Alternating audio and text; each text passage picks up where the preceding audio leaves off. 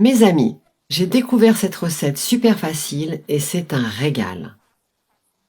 Commencez la recette en étalant du fromage râpé sur la plaque de votre four. Et bien sûr, j'ai d'abord mis une grande feuille de papier cuisson. Ajoutez une bonne quantité de fromage râpé et étalez bien sur toute la surface. Ajoutez des tranches de pommes de terre en le superposant légèrement. Ajoutez du sel pour l'assaisonnement. Mettez-en bien partout sur toutes les tranches de pommes de terre.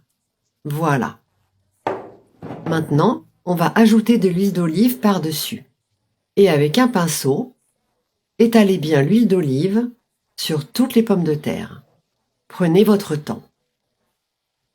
Puis, cuire au four à 320 degrés pendant 20 minutes. Pendant ce temps, préparez la garniture.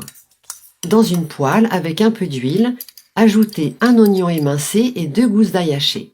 Faire revenir à feu moyen, tout en remuant, il ne faut pas que ça brûle.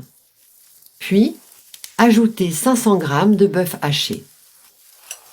Faites cuire la viande en la mélangeant bien avec l'oignon et l'ail. Voilà, c'est le résultat de cuisson que l'on doit obtenir. Ajoutez du poivre noir, une petite cuillère à café, du sel, une bonne cuillère à café et une tomate coupée en petits morceaux. Un demi-poivron également coupé en petits morceaux. 3 cuillères à soupe de sauce tomate de votre choix. Voilà. Et vous remuez et mélangez bien jusqu'à ce qu'il n'y ait plus d'eau. Ensuite, éteignez le feu et mettez cette préparation de côté. Vous n'avez pas besoin de mettre de couvercle, laissez s'évaporer.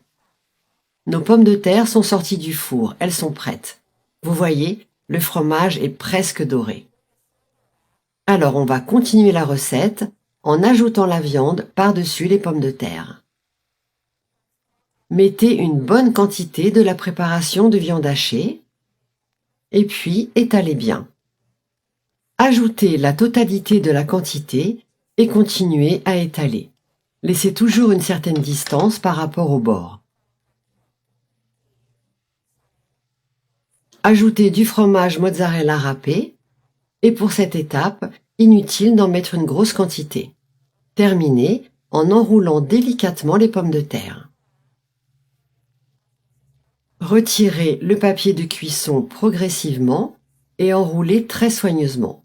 Ce n'est pas très difficile à faire, contrairement à ce que l'on pourrait croire, mais il faut le faire prudemment pour ne pas se brûler et pour ne pas que la roulade se brise.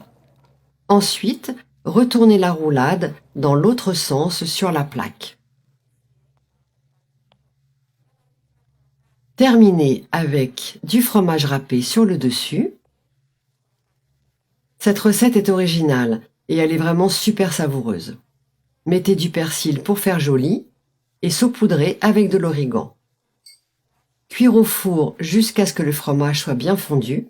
Et voilà, notre recette est prête. Alors, vous allez la tester? Moi, j'adore.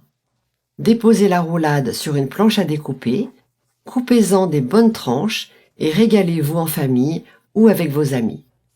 Bon appétit, mes amis!